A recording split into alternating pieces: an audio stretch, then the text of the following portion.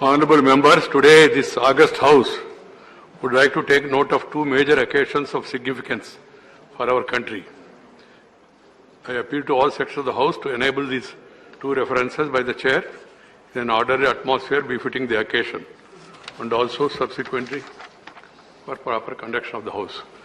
Honorable members, today, the 9th of August, 2021, marks the 79th anniversary of the historic day on which Mahatma Gandhi, the father of the nation, launched the Quit India movement in the year 1942.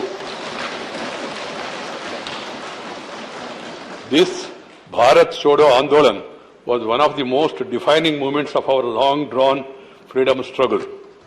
The clarion call given by the Mahatma of do or die, which means karo ya maro, for the freedom of our motherland, and the response it got from the countrymen yearning for self-rule, unsettled the then colonial rulers. They realized that it was difficult for them to rule India any longer. Still, they resorted to massive suppression of the Quit India movement by imprisoning thousands of leaders of freedom struggle and unleashing brutal force on the activists. The movement, however, lasted for about 2 years and rattled the colonial rulers. Hundreds of agitating people were killed and many more severely injured. The language used by the Mahatma, urging the countrymen to do or die for the freedom of our nation by forcing the colonial rulers to quit India, made the writing on the wall clear to the foreign rulers, and they did leave India in 5 years later.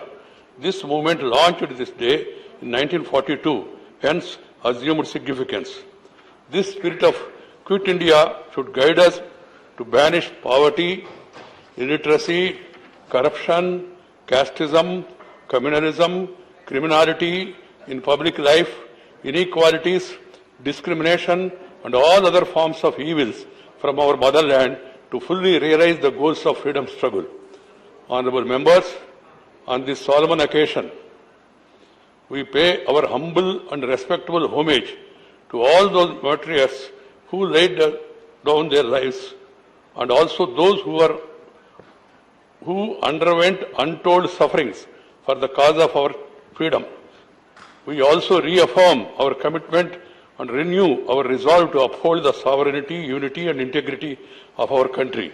On this occasion, we also need to remind ourselves of the imperative need to effectively nurture our legislative bodies, the principal institutions of self-rule, which was the sole objective of the freedom struggle in which millions have laid down their lives.